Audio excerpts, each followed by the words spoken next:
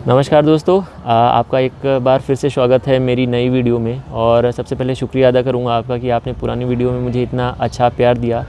आप लोगों ने जो भी मेरे को सवाल पूछे, मैंने बस ये वीडियो उन्हीं सवाल को लेके ही बनाया है कि मेरे को ये 2 लाख के अंडर कैसे ऑन रोड पड़ गया है ना, और क्या क्या पॉइंट्स थे जो आप कंसिडर कर सकते हैं जब आप किसी भी डीलरशिप में जाते हैं गाड़ी परचेज़ करने के लिए। तो अगर आप इनमें से कुछ पॉइंट्स ऐसे निकाल सकते हैं जो आप नेगोशिएट कर पाएँ तो डेफ़िनेटली वो चीज़ आपको हेल्प आउट हो सकती है। और साथ में नया साल है, ऑब्वियसली मैं आपको सबसे पहले हैप्पी न्यू ईयर विश करना चाहूँगा। आप जहाँ रहें स्वस्थ रहें, आपका परिवार स्वस्थ रहे और प्रॉस्पेरिटी के नई ऊंचाइयों पे आप पहुँचे। तो चलो ठीक है, इसके बाद में अपन आ जाते हैं कि कैसे मुझे ये 2 लाख में पड़ गई है ना गाड़ी।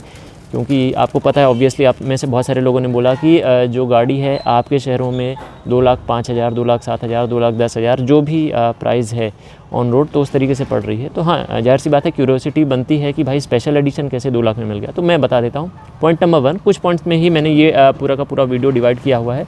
सबसे पहला पॉइंट है कि मैंने उस शोरूम से ना पहले भी पास्ट में गाड़ियाँ लेके रखी हुई हैं, ना सिर्फ अपने लिए बल्कि मैंने कुछ रिलेटिव्स को, कुछ फ्रेंड्स को भी वहाँ से दिलवाई। तो एक थोड़ा सा ट्रस्ट ये भी बना था कि ट्रस्टेड कस्टमर है, और एक वो बन जाता है कि अगर मैं आ रहा हूँ उनके पास में दोबारा तो वो कहते हैं कि ठीक है, कुछ ना कुछ तो वो डिस्काउंट कर देंगे, दैट इज़ फॉर श्योर।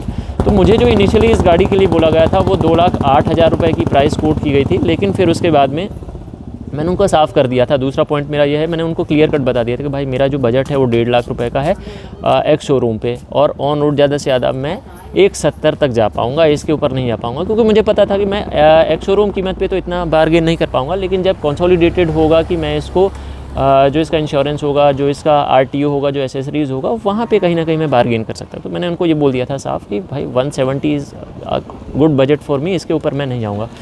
तो जो बेस मॉडल है रोनिन गाड़ी का वो भी खड़ा हुआ था रेड कलर में, जो कि ऑब्वियसली यूएसडी गोल्डन यूएसडी के साथ में नहीं आता और सिंगल चैनल एबीएस में आता है। तो उन्होंने बोला कि वो जो मॉडल है मुझे पड़ जाएगा अराउंड 1,76,000 का। 1,77,000 बोला था, बट मैंने कहा था कि नहीं यार 170 मेरा है। तो उन्होंने बोला 170 तो नहीं हो पाएगा, बट फिर उन्होंने बार्गेन करते करते उसमें मुझे 1.72 यानी कि 1,72,000 का प्राइस बता दिया था। तो मैंने कहा कि ठीक है, अगर मैं 1,72,000 में ये लेता हूँ तो स्पेशल एडिशन है, खड़ी है, अच्छी लग रही है, तो आप ये कितने में कर सकते हैं। तो उन्होंने बोला इसमें तो कुछ भी पॉसिबिलिटी नहीं है, क्योंकि ये सबसे पहला मॉडल ही उस शोरूम पे आया है स्पेशल एडिशन का, और इसके पहले कभी भी स्पेशल एडिशन नहीं आया हुआ है। तो फिर मैंने कहा कि ठीक है, आप बताओ तो कितना आप कर पाओगे। तो बोले कि नहीं सर, आपका बजट जब ऑलरेडी मतलब 1,75,000 या 1,70,000 का है तो कैसे आप करेंगे, तो ज़्यादा ही चला जाएगा। उन्होंने मतलब ऑब्वियसली मुझे ये क्वेश्चन नहीं किया कि मैं कैसे ले पाऊँगा, बट उन्होंने बोला कि आपका थोड़ा सा बजट ज़्यादा चले जाएगा। लेकिन फिर भी उन्होंने डिस्काउंट के बाद मुझे बोला कि 2,06,000, 2,05,000 तक में वो आ गए थे। तीसरा पॉइंट मेरे लिए प्लस ये भी था कि मैंने उनको पूछा कि अच्छा इंश्योरेंस इसमें क्या है और आरटीओ का क्या चार्जेस है। तो मैंने बाइफरकेट किया और मैंने उनसे पूछा कि भाई जो इंश्योरेंस है वो मुझे ऑन रोड कीमत पे मिलेगा, इसकी आईडीवी क्या रहेगी, ये ज़ीरो डेप्रिसिएशन में रहेगा या नहीं रहेगा, इंजन प्रोटेक्शन रहेगा या नहीं रहेगा, और जो ओनर की प्रोटेक्शन है वो रहेगी या नहीं रहेगी। तो इस तरीके से करके मुझे काफ़ी सारी चीज़ें जब मैंने क्लियर की, उस बेस पे उन्होंने मुझे प्राइस कोट किया लास्ट में कि 2,03,000 रुपये तक का। पता कि इंश्योरेंस का मैंने पूछा था और आरटीओ का भी पूछा, तो मैंने क्लियर किया, एक थोड़ा सा आइडिया लिया मैंने कि कितना मेरे को फाइनल प्राइस पड़ सकता है। दूसरा, यहाँ पे जो सेल्स पर्सन थे ऑब्वियसली मेरे टच में थे, और मैंने उनको बहुत क्लियर कट कर दिया था कि भाई मैं इस दिन इस टाइम पे गाड़ी उठाऊंगा, दैट इज़ फॉर श्योर। और मैं आपको बता दूं कि मैंने कोई भी दीपावली के ऑफ़र पे नहीं ली, मैंने कोई भी नए साल के ऑफ़र में नहीं ली, मैंने एक ऐसे टाइम पे गाड़ी ली है जब कोई भी ऑफ़र नहीं चलता है। तो वो पॉइंट भी था मेरे पास में कंसिडर करने के लिए कि भाई अगर मैं इस टाइम पे भी इतने में गाड़ी ले रहा हूँ तो कहीं ना कहीं अगर ऑफ़र्स होते तो हो सकता है कि मुझे 3-4 हज़ार रुपये का और फ़ायदा हो सकता था, बट ऑब्वियसली मैं उस चीज़ पे नहीं जाऊँगा। और इसके अलावा मैं आपको बात करूँ तो जो सेल्स पर्सन है मनीष भैया, मैं आपको कभी अगली वीडियो में उनसे मिलवाऊँगा, ऑब्वियसली मतलब मैंने उनसे बात करके रखी हुई है। तो मैं उनकी ज़िद थी कि उन्होंने बोला कि नहीं नहीं सर, अब आप इतनी गाड़ी यहाँ से लेके गए हैं तो चाहे जो हो जाए मैं आपको ये गाड़ी यहाँ से दिलवाऊँगा। और फिर उन्होंने थोड़ा सा अपने एंड से प्रोसेस किया, अपने एंड से उन्होंने एक स्टेप फर्दर लिया और मैनेजमेंट से अप्रूवल लेने के लिए गए। जो ओनर थे वहाँ तक भी उन्होंने अप्रूवल लिया कि सर पुराने ग्राहक हैं, अच्छे हैं, हमारे रिलेशन अच्छे हैं, तो आप किसी तरीके से उसको कंसिडर कर लीजिए। तो वहाँ पे भी मेरे को जो फाइनल 2,02,000 समथिंग का प्राइस कोट किया गया था।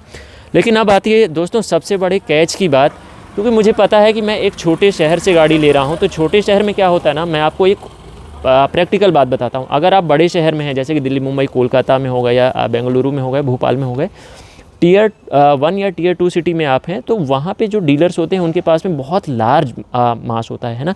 लार्ज मास का मतलब है कि जो लार्जर ऑडियंस होती है उनके पास में ग्रुप बहुत बड़ा होता है, और उनको पता है कि अगर एक बंदा नहीं ले रहा है तो भाई दूसरा बंदा रेडी है और वो गाड़ी को ले ही लेगा। लेकिन जो छोटे शहरों में डीलर्स होते हैं उनके पास में क्या होता है कि अगर वो स्टॉक मंगवा लेते हैं, जैसा कि इस केस में हुआ कि उन्होंने ये स्पेशल एडिशन का स्टॉक मंगवा लिया था, बट ये कहीं ना कहीं डीलर के भी माइंड में था कि छोटे शहर में इतनी जल्दी ये गाड़ी बेच पाना थोड़ा सा कहीं ना कहीं डिफ़िकल्ट होगा। तो उन्होंने क्या किया कि भाई उनके पैसों का रोटेशन बना रहे, उनके पैसे, एक गाड़ी ठीक है अगर 1-2 हज़ार का उनको डिस्काउंट एक्स्ट्रा देना पड़ रहा है तो दे करके कम से कम वो पैसों का रोटेशन बन जाएगा। और यही मुझे पता था सबसे बड़ी बात कि मैं अगर छोटे शहर से लूँगा तो मुझे ये चीज़ कहीं ना कहीं पॉजिटिव मिल जाएगी। और हुआ भी एग्जैक्टली यही कि डीलर ने अपने पैसे को रोटेशन में डालने के लिए मुझे कहा कि चलो ठीक है यार, अब कोई बात नहीं, आपके साथ में हम किसी भी तरीके का वो नहीं करेंगे, 0 बारगेन पे हम आपको ये अंडर 2 लाख दे देंगे।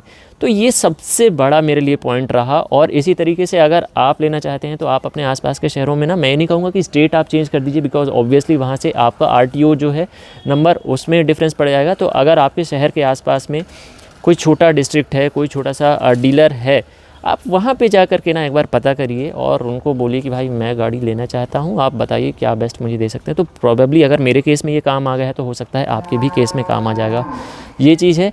और दूसरा यार, मैं ये भी बता दूं कि ऐसा नहीं कि ये गाड़ी पहले से चली हुई है, मैंने उसका पूरा अच्छे से चेक किया था कि इसमें कोई स्क्रैच वगैरह तो नहीं है, इसकी ओडोमीटर चेक किया था, इसके टायर्स की कंडीशन चेक की थी। क्योंकि मैं आपको बता दूं कि कई बार क्या होता है ना, डीलरशिप वाले गाड़ी को ओडोमीटर बंद करके ना चलाते रहते हैं अपना प्रचार प्रसार करने के लिए, बट आप उसको कैसे पता कर सकते हैं, आप टायर्स की कंडीशन देख करके पता कर सकते हैं।